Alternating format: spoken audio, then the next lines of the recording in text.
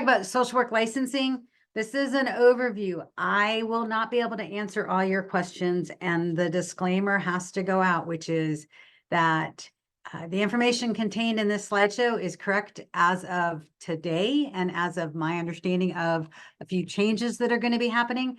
I do not speak for the licensing board. The Behavioral Health and Human Services Licensing Board is part of state government, and NASW-Indiana does not speak for them, nor do we represent them. I am just sharing information with you all, and hopefully it will help. But they are the ones that have final ruling and decision-making on questions around licensing. So I'm going to go through a little bit about NASW, and then we'll talk about licensing, the process, and a little bit about licensing prep. And hopefully we'll have a little bit of time at the end for questions. If you don't know who we are, NASW began in 1955 with the merger of 7 organizations. We have 55 chapters across the United States. We're in every state, including Guam, Puerto Rico, the Virgin Islands, DC, and then we're in New York City and New York State. Our work around the country is to enhance the professional growth and development of our members, to create and maintain professional standards, and to advance sound social policies. And when we talk about professional standards, most of you probably don't remember, but if you go back into the 70s, 80s, and even into the 90s a bit, anybody could call themselves a social worker. Anybody could do anything that they wanted with or without training. So you could not have a high school diploma and decide that you wanted to be a social worker and start working with people. And so the real goal around licensing and things like that is been around trying to make sure that we are protecting and then only people who are trained and actually have the education should be calling themselves social workers and doing the work that we all do. We are your professional association. We are the largest organization of professional social workers. We are open to both regular members and student members, and we even have people who are members who aren't social workers but believe and agree to abide by our code of ethics and other things. We are your membership association. We represent social workers in the state of Indiana and work to try and make sure that things don't end up going backwards, I guess is probably a good way to put it.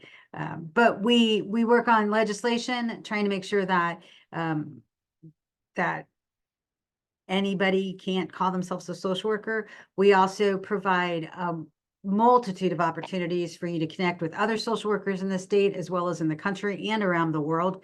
There's plenty of opportunities to network. We have job postings. There's professional development. NASW Indiana provides about 10 free CEs every year for our members, as well as discounts. If you're a member, you also get discounts on all kinds of other things. And you have the opportunity to be part of leadership and be part of the work that we do.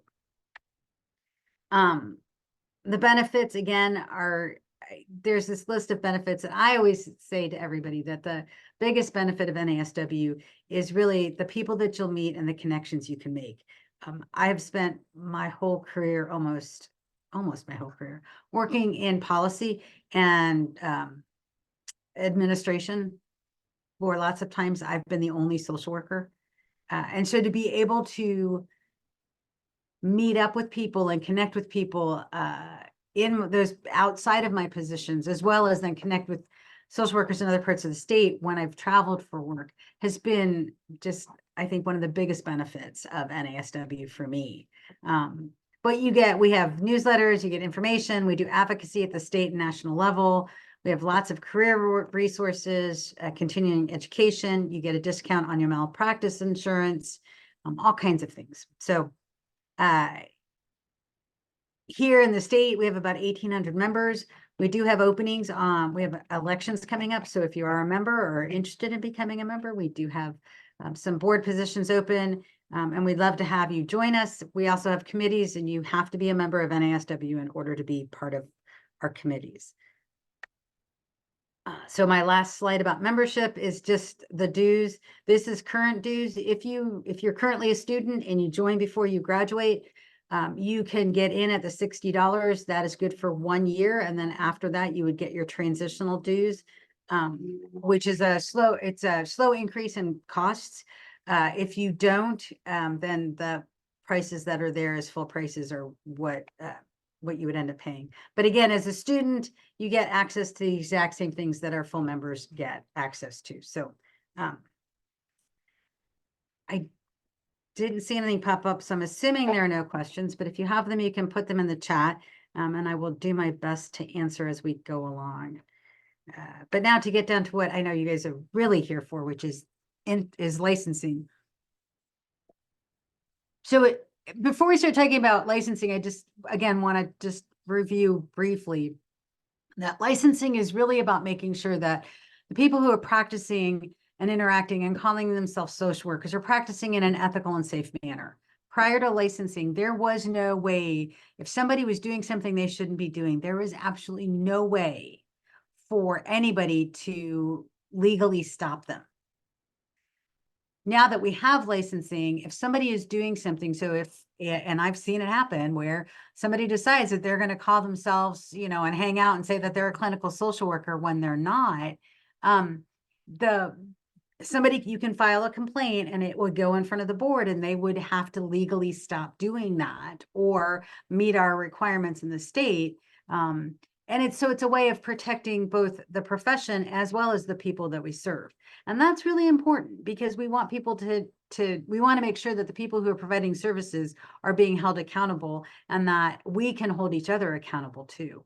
And so it's kind of that check and balance piece, and making sure that people are practicing and following the laws and the rules of the state. And in Indiana, we have title protection, and it clearly states that if you want to call yourself a social worker, you have to have a license.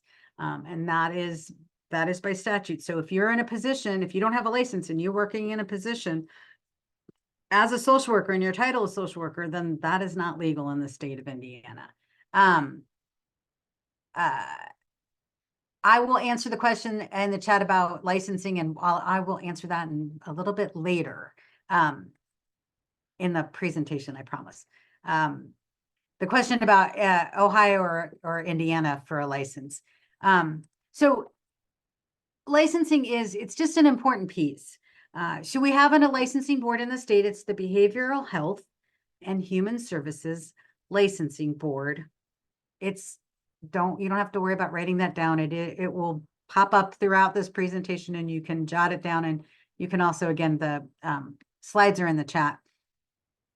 So the licensing board, they establish the rules and regulations and the scope of practice based on the statute that was passed at the General Assembly. They're the ones who issue licenses based on meeting the requirements that are set out in statute. They also set the requirements and the guidelines around continuing education. They provide oversight and are a way for the public to seek help if there are concerns about care that's been provided, or if you have concerns about a peer and how they're providing services. I would encourage you, if you ever have concerns about a peer or colleague's work, that you would go to them first before you would file a complaint. But the complaints go through the Indiana Attorney General's office, and then they would go to the Behavioral Health and Human Services Licensing Board, and they would be the ones who would then hold a hearing and make a determination on whether the complaint is founded or unfounded, and what the consequences could be for the person. So in Indiana, every state is different. So in Indiana, we have a LBSW for anybody with a bachelor's in social work. We have the LSW, which is our licensed social worker, which is our entry-level master's level license. And then we have a licensed clinical social worker, which is the master's plus clinical experience. The process for licensing for all the steps are basically the same. The requirements are a little different for each of them. Again, the Behavioral Health and Human Services Licensing Board has oversight over social work, as well as marriage and family therapy, mental health counselors, and addictions. So all 4 professions are licensed through the same board. There are representatives on the board. There are 2 representatives from each of those professions, as well as a psychiatrist and a a consumer. And then there are staff who are state employees who staff and provide staff support for the board. And when you call in to the board, if you ever call the phone number and to get a hold of them, you are typically going to be talking to, I don't know the exact title that they have, but their clerks. Their job is to process applications. They don't have any authority to give you any decisions other than to tell you that, yes, they have your paperwork. No, they don't. And answer some basic questions, because they're not the board. Their job is to do the processing of applications, which is very important. But people get frustrated sometimes that they can't answer your questions in detail. They don't have that authority. Just like I don't have the authority to give you all final answers on certain things. So when you're going to go to the Behavioral Health and Human Services Licensing Board website, and this is what you would see. And you're going to click on where it says application instructions and requirements. And that then takes you to a page where it lists out every single one of the licenses. So if you're going to do the BSW, you would click on the BSW, right? If you're doing the masters, you click on the masters. If you're doing the clinical, you would click on the clinical. The instructions, they have detailed instructions for each of them, and the reciprocity link is for anybody who has a license from another state and you're moving back into Indiana, or you've never been in Indiana and you're working and have a license someplace else and you want to come to Indiana. As long as you meet our requirements, you could submit an application for a reciprocity license. So once you take that test, you don't have to take it again. At least not in Indiana. Some states may require you, but we don't. When you click on that page, so this is the information for the LSW, the detailed information. And again, it lists out that you complete your application, the application fee. You can click on this link, which will take you to information on the criminal background check. It's got information and instructions about positive responses, that if you answer yes to a question that I'll show you in a few minutes, that you have to provide a statement that includes the details in order to explain what happened. How to get your official transcripts and transfer your official transcripts if you're verifying a license from another state. Everything that you need is here. And I really encourage you, if you haven't spent any time and you haven't gone and looked, that you really go and look at these pages, because honestly, everything that you need is here. You may have to search a little bit for it, but all the information is here. Once you have read through and understand all of the instructions, then you're going to click on the apply for, renew, or maintain your license. And that will then take you to the main PLA website, where you will have to create an account that you will use to process all of your license applications. So if you're going for your LBSW today, and in 5 years you get your master's and you want to get your LSW, all of your renewals, everything will be done through the account that you set up here, to make sure that you remember your password, your username and password. But you can use this process to complete your application, to complete renewals, to track your application. You should be able to upload almost every document that you would need. So just about everything can be done through here. And the most important piece is that you can also track through here. So you can track your application and see where it is. Again, it's not going to be perfect, but you can at least go in and look and see some information. And I know there are a couple questions, but let me just get through kind of the basics, and then I'll come back and answer questions.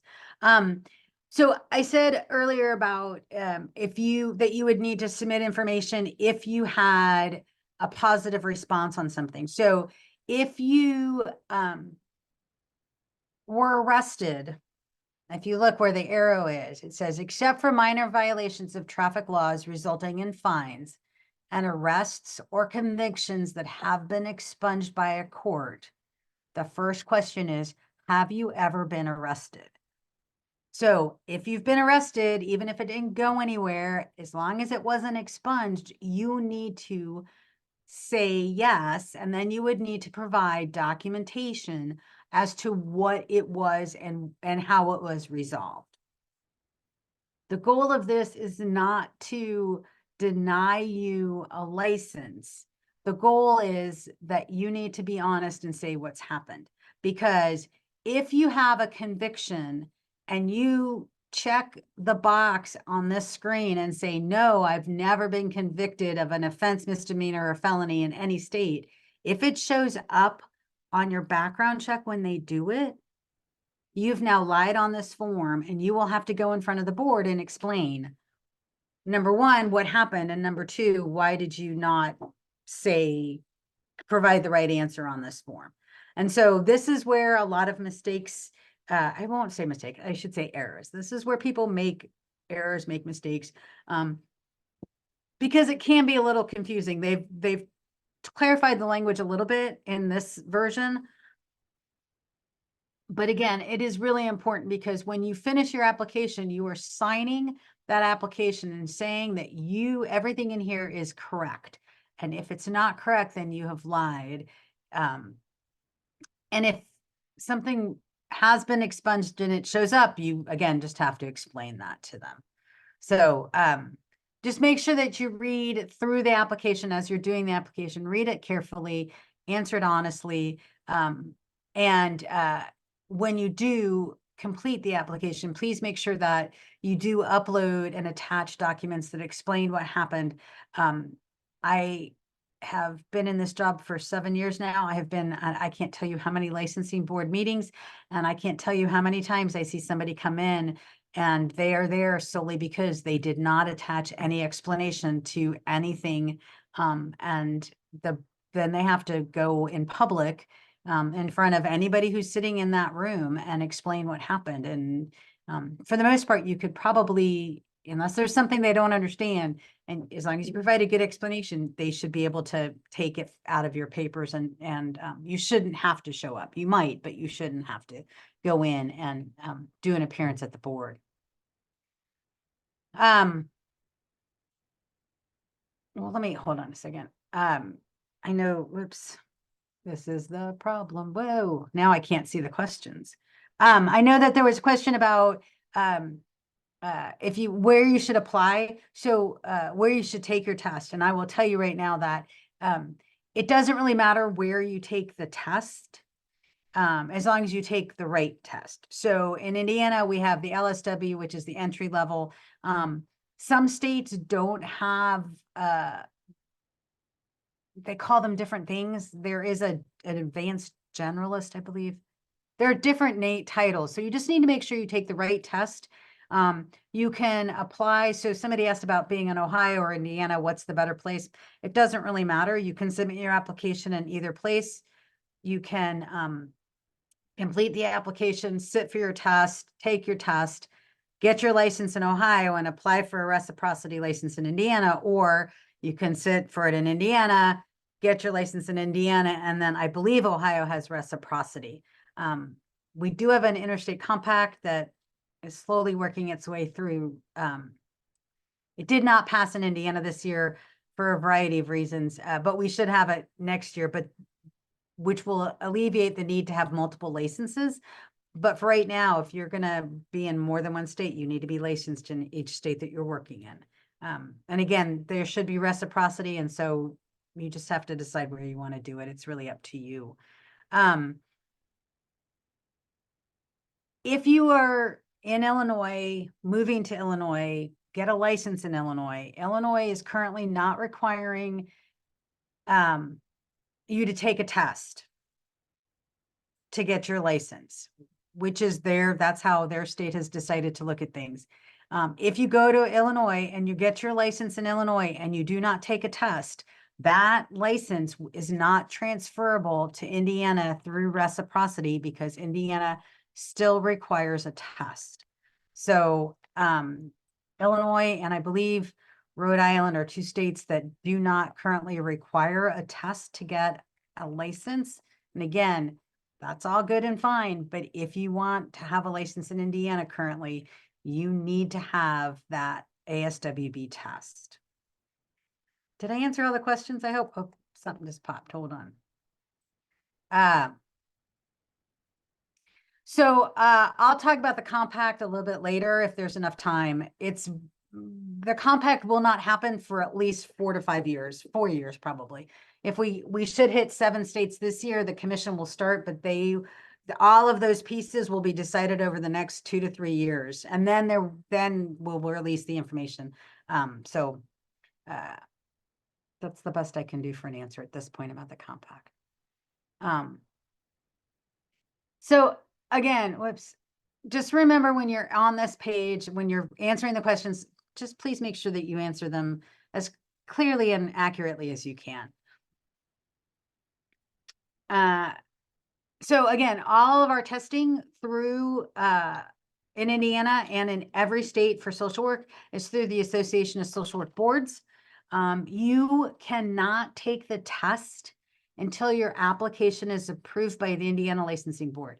So your very first step is to complete that application, submit all of your documents, and then the board will send you an email saying, congratulations, you have permission to take the test, at which point then you would go to the ASWB website, register to take the test, and then they will send you to the PSI website to register for the test, which I know is a couple of steps. But again, all of that information is on the ASWB website. But please do not try and register for a test until your application is complete, because you cannot do one without the other. That is, and in most states, there are a handful of states that do not require an application prior to submitting an application to take the test, but in Indiana, you have to.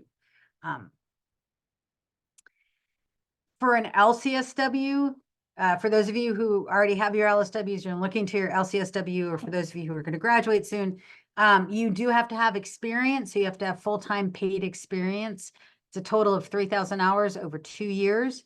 There is a way to do part-time experience. All those details are in statute. It can get a little complicated, but we currently require, we will always be requiring that all supervision has to be face-to-face. It's contact for a minimum of 4 hours a month. Currently, up to 50% of the supervision can be virtual. Again, it has to be face-to-face. We just passed statute that goes into effect July 1 of this year. So as of July 1, you can do 100% of your supervision towards your LCSW virtually. So the supervision has always and will always have to be provided by somebody with an LCSW in Indiana. Again, this is for your supervision, for your clinical hours and your clinical experience towards your license to be able to get your LCSW, not your day-to-day work supervision. It may be the same person, but we're talking two slightly different things here. But that supervision towards your LCSW has to be provided by somebody with an LCSW in Indiana. It has to be provided, if it's virtual, through an electronic platform that's synchronous so that you can see and hear and speak all at the same time, right? And it has to be a HIPAA compliant platform. It does not include phone calls, emails, mail, or text messages. So again, as of July 1, you can do 100% of your supervision virtually, which should expand out access. But you have to make sure that you are following the rules of making sure that it's a HIPAA compliant platform and it's with an LCSW.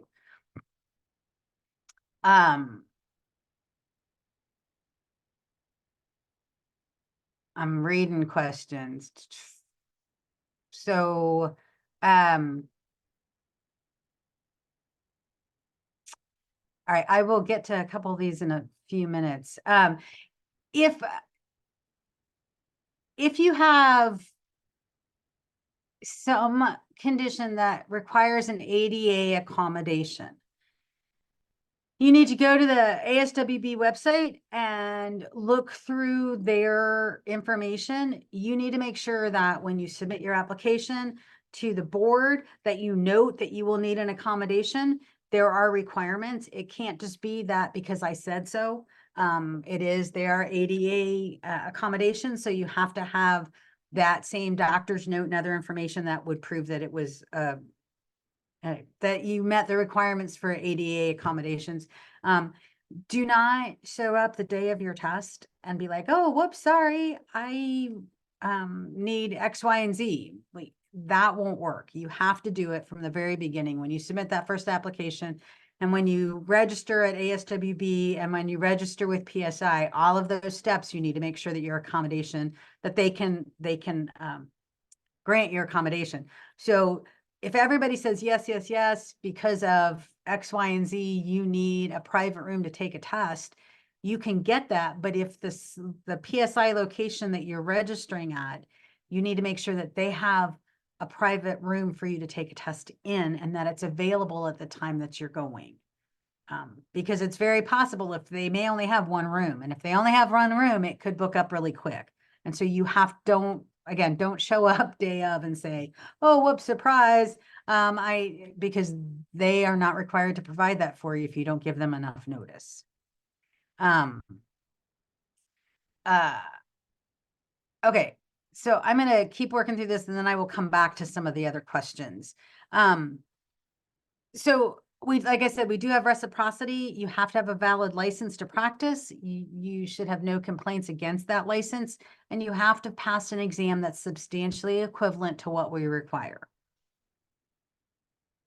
And then you have to submit your fees and everything else. All of that information is on the Behavioral Health and Human Services Licensing Board website. And so you should be able to find out everything that you need and all of the questions there. And if you're not clear about something, please call them directly and ask them, or send them an email. Again, so this is just the website of where you can go if you have questions.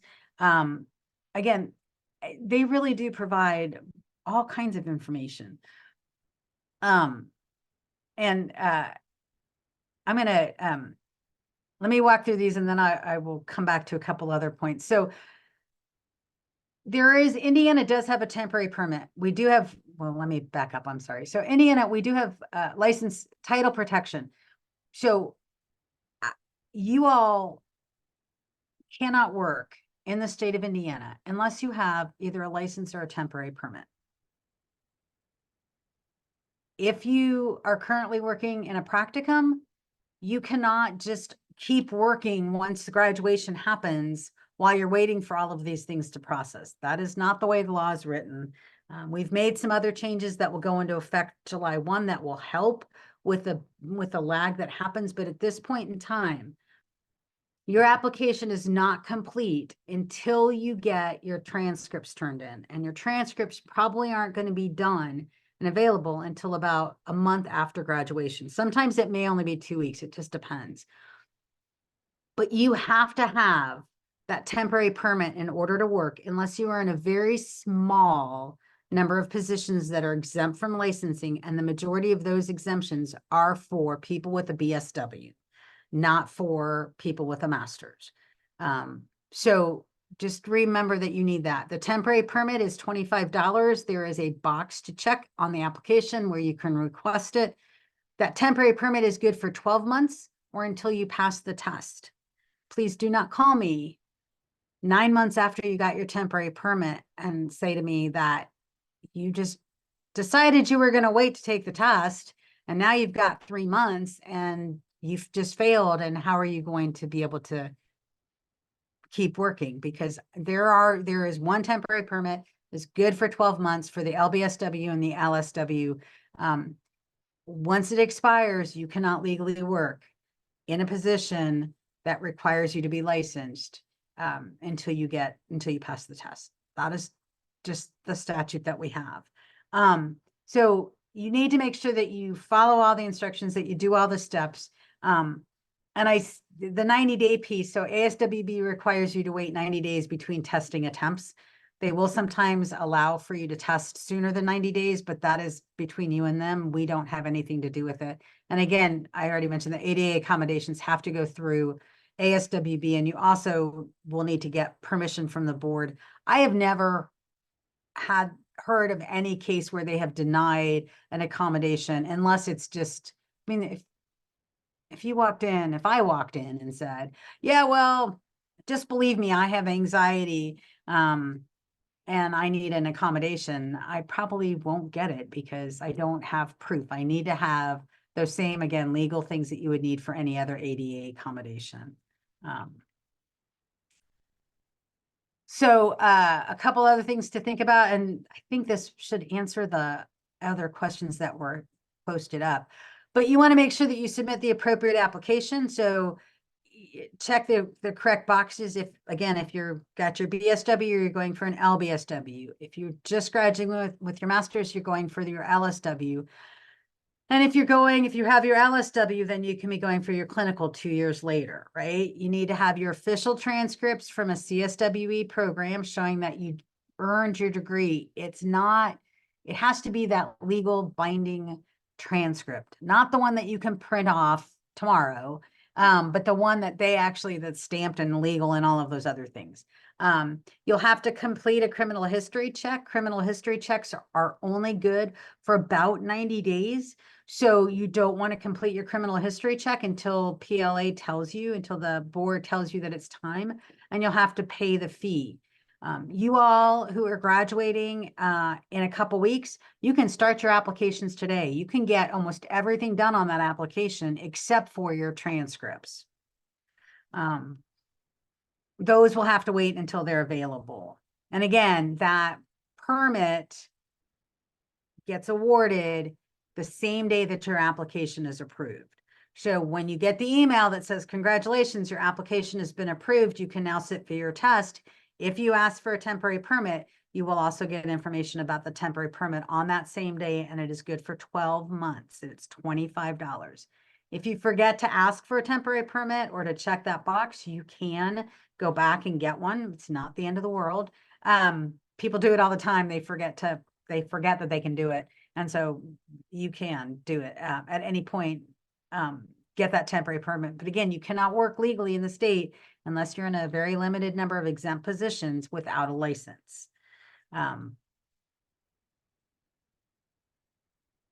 It has to be your official conferred transcript. So House Bill 1138, House Enrolled Act 1138 was passed this past spring. It goes into effect July 1. It will change the requirement and allow you to submit an application during your final quarter of school to get it approved so you could sit for your test before you graduate. But that doesn't go into effect yet. So you still have to wait until you have that conferred transcript.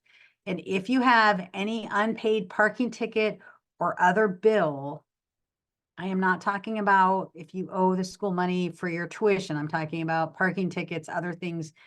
They can hold on to your transcripts and not send them to you.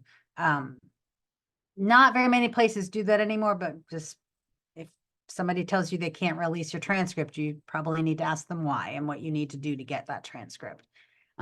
Again, once your application has been approved, you'll get a confirmation email from the board, and you can register with ASWB, and you will also get information about that temporary permit at the same time so that you can legally work in the state. I know that there are employers out there who will tell you that they don't care if you're licensed or they don't require you to be licensed. Licensing is a state level decision. The state of Indiana says that you have to be licensed if you have a BSW or an MSW and you're working in a position where you're in contact with clients, you have to be licensed or you have to have a temporary permit. That is Indiana state law. It's not up to your employers, and your employers won't get in trouble. You will get in trouble. And I can tell you that every time I am at the licensing board, there are at least 4 or 5 people who are sitting in front of the board because they have been working unlicensed for 6 months, a year, longer sometimes, because their employer has told them they don't need a license. And you will still get in trouble if you work without a license in the state. I know there are some questions, so I am going to, whoops, I just hit the wrong button. I'm going to stop sharing for a minute so I can better see the questions, and then, um, so let me go back a bit.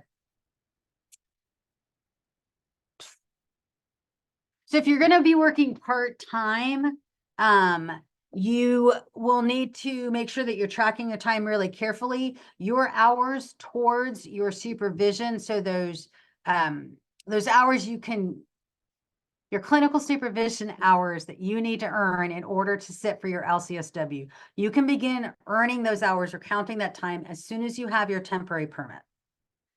Anything before your temporary permit does not count. So, and the only people who need supervision, so if you've got a BSW and you're sitting for your LBSW or your LSW, you do not need supervision for either one of those to sit for those licenses. But if you're going for your clinical, you have to have that supervision, right? And so there's a question in here about does the time from your field placement count? And the answer is no. The statute clearly says that it has to be post LSW. And we made a change in that a couple years ago. So now it's, as long as you have that temporary permit, you can start earning time towards your clinical license. There's a question about where you can take the test. You can take the test any place that there is a PSI office or building, office building, sorry, anywhere there's a PSI location. So as long as they have a testing site, you can take it. If you are in Jeffersonville or Southern Indiana and it's closer to go to Louisville, then that's where the testing is, then do that. If you're in Richmond and you want to go to Dayton, Ohio, as long as they know where you are applying and where to send the test results to, which they will because you've applied, your application has gone through Indiana.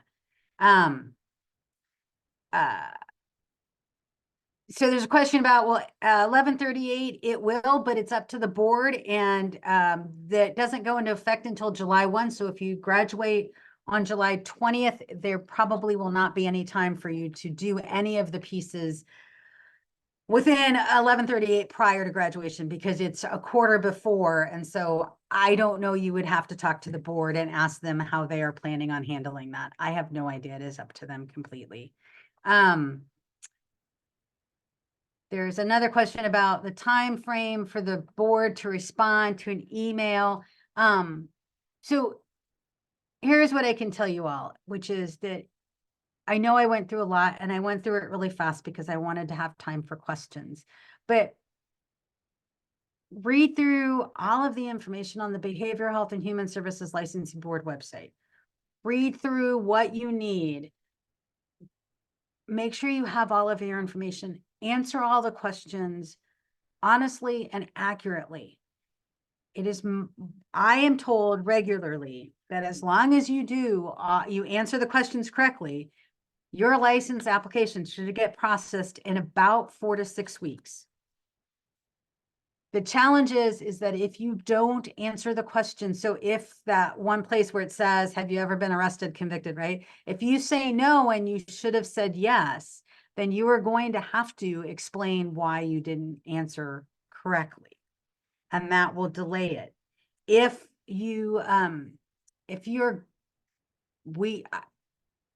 There are states that can take weeks. I am not lying when I say weeks and weeks and weeks to get copies of transcripts to us, to the Behavioral Health and Human Services Licensing Board. So if you put in a request to get your transcripts transferred and they don't get transferred, then again, there's nothing anybody can do. They need all of those pieces in order to complete the application. So you need to make sure that you do all of those pieces correctly and that everything is done. As you're working through the application, I would encourage you to go in and check through the portal, the licensing portal through PLA, to see what the status is. You can also call them. There's a phone number that they have listed. You can call and ask, but it does typically take about 4 to 6 weeks. And the other thing is, please make sure, please make sure that you have an email address in that system that is accurate and correct. If there's a typo in your email, you will never get any of the correspondence from the board, and they will have an impossible time trying to find you. Once you've submitted an application, make sure you check your spam folder, because we all know that all kinds of things sometimes end up in spam folders that shouldn't. All of the correspondence will be through email. You need to make sure that you keep track of that. It's a pain, but you just have to keep track of it. So it should only take about 4 to 6 weeks to process it. That does go up at graduation time because of the number of licenses that they are processing and the number of applications that get processed, which is why we encourage people to start your application a little bit early. And then all you have to do is get that last final piece in of your transcript and you're done. And that can help with timing too. So if you have a BSW, you need to sit for the LBSW. If you have anything over a BSW, you have to sit for the LSW. There is no way for you to sit for any other license. Whether you have a BSW and an MSW doesn't really matter.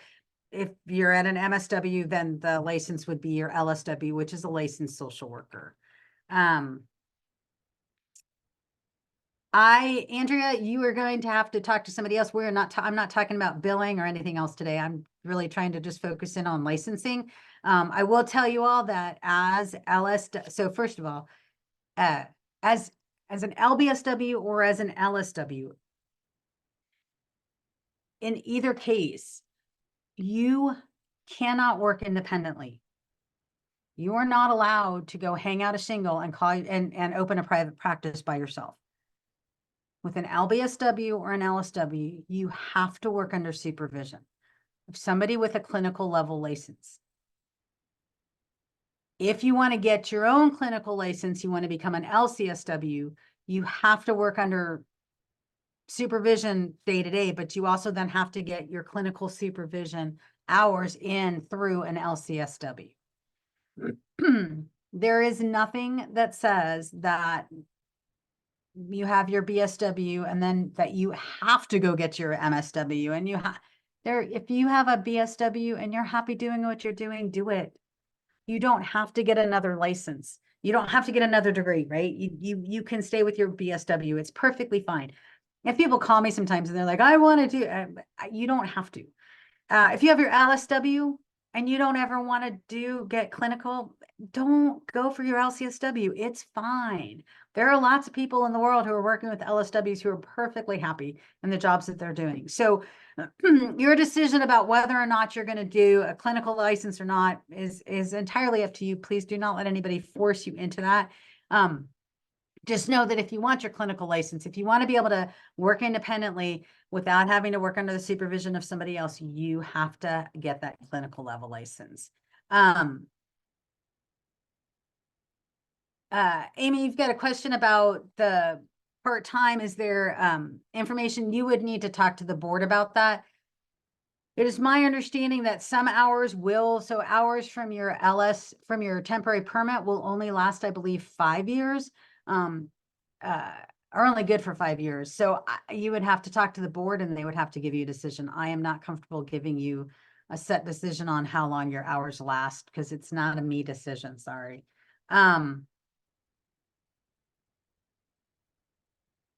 So there's a question about, is new supervision warranted if an exam is not retaken within 90 days? I'm not sure I understand the question. So you only need supervision if you're sitting for your clinical level license. So you get approval, you sit for the exam. If you don't pass it, you would need to submit, okay, they don't call it a duplicate license or duplicate application, but you have to submit an additional application to let them know that you want to take it again. And, but no, if you've met your supervision hours, you would not. I would tell you, and I know that there's a couple of people on here who I know really well who are already clinical social workers. And they would, I'm sure, agree with me when I say that you should always be getting supervision in some form or fashion, whether that's talking to another LCSW. We all need to get reminders on things sometimes. So I would encourage you to just because you don't need new supervision for your license piece doesn't mean that you should not still be checking in and doing some of that supervision. I think I got all of the questions. I know there's a lot, and I know I went really fast.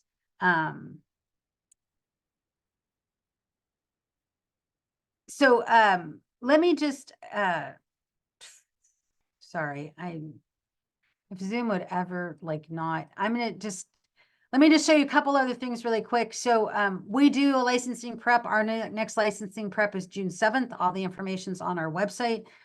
For anybody who looked, it was June 28th. I just had to change the date yesterday. So if you've already registered, you should have an email from me saying, surprise, we have to change the date. But you are welcome to join us. There is a cost to it, and you get access to a variety of really great resources. Plus, you get to spend a day with Don Apgar, who is just amazing to listen to. We also do some work with Passive Pro. They're out of Ohio. That is 100% virtual. You personalize it to yourself in your own time. You can check with your local university, your peers. There's information online. And then if you're an NASW member, there is often conversations going on in our My NASW community around licensing and licensing prep. A couple other things to think about is that license renewal is every 2 years. You do have to renew your license. Please do not ever walk away from your license. Do your renewal every 2 years. All the information's on the website, again, on the behavioral health website. It's 20 hours every year for a total of 40 every 2 years. There has to be at least one ethics CE every year. And you can do 10 category 1 CEs and a maximum of 10 category 2 CEs. So if you are currently licensed and you need a CE, if you were here for the whole hour of this presentation, you may count this as a category 2 CE. We are not providing any certificates, but it can count as a category 2 CE. And again, I will, Jocelyn, can you drop the presentation in the chat again, please? If you can find it. If not, I will drop it. But all of these slides, all this information is on the slides, and we will again be putting all of this information up on the website. We already have an FAQ page that we've been building off of, plus the recording of this and a copy of the slides will all be up on our website. Just give me until Monday or Tuesday, please, to get them to you up on the website, because it takes a little bit of time to get this cleaned up a bit and to get everything together and loaded. It doesn't happen automatically. There's part of me that wishes it did happen automatically, but I don't know that it can happen automatically. So the June 7th is on our website, which is naswin.org. It's also up on social media. It's as an event up on our Facebook page. So you can check that out.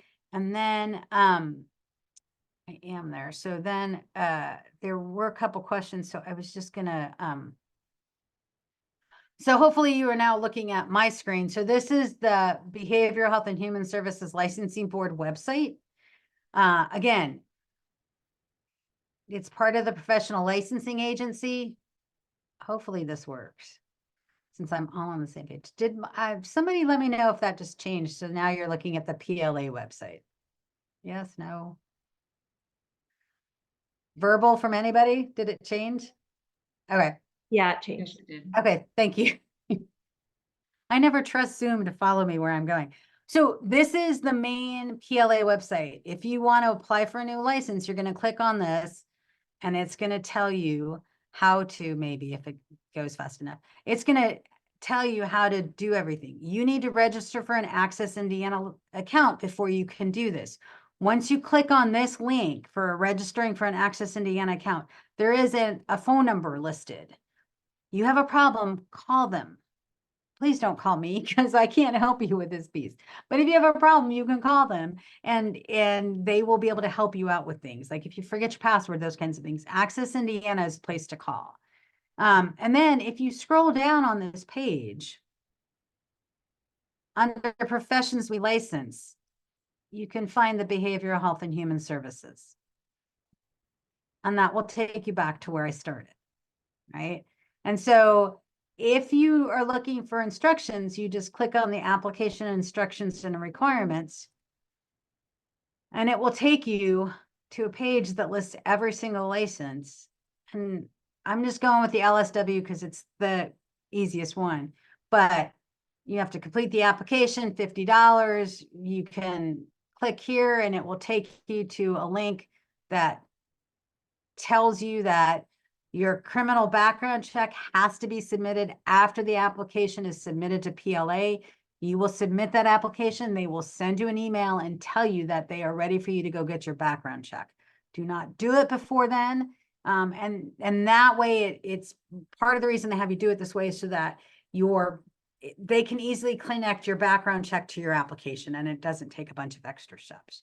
So everything is here that you need about if you're out of state, what the requirements are, all of those things are all right here. When you're looking at the, again, it's for every single one, but if you've got a positive response, I know I've said this 1,000 times, I'm going to say it again, please make sure that you explain what it is. If you don't, you will have to go in and see them. You may still, even if you explain it, but somebody once submitted a response to the board that was like, I don't like talking about this. So it was X, Y, and Z on this date. And then, of course, because they didn't really explain it, they had to go in front of the board and talk to them about it. Again, it's not mainly because somebody doesn't want them to, we don't want somebody to work and to get a license. It's more about if you have a ton of, say, DUIs on your record, maybe there needs to be a conversation about, are you actually in a good place where you're ready to help somebody else? Not that somebody wants to deny you, but that we need to make sure that in your best interest that you are in a good place to be able to do the services you're going to provide, right? So everything is right here. Again, it's for each of them. If you've got a license in another state, it tells you about the reciprocity piece. So everything that you need is on this page. If you're looking for information around whoops, I just hit the wrong button. So you can also find the links here for exams and testing agencies. There's continuing education information. There's a fee schedule. Everything that you need is here.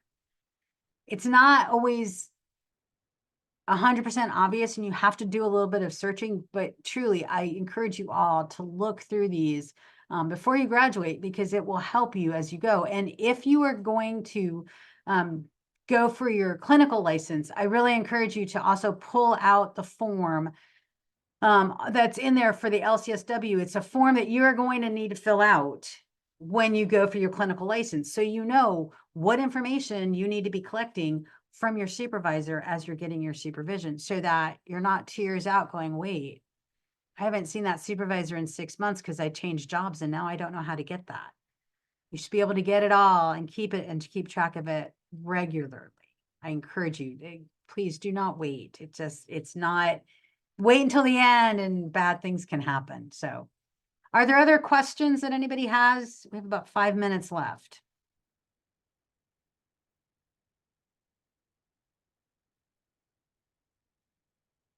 Anybody? Okay, so we did put together an evaluation. We are not offering CEs for this, but you can count it as a category 2. You just have to track it yourself. If you would like to fill out our evaluation, that'd be appreciated as we do future ones. Again, all of this information will be posted up on our website, probably by Tuesday.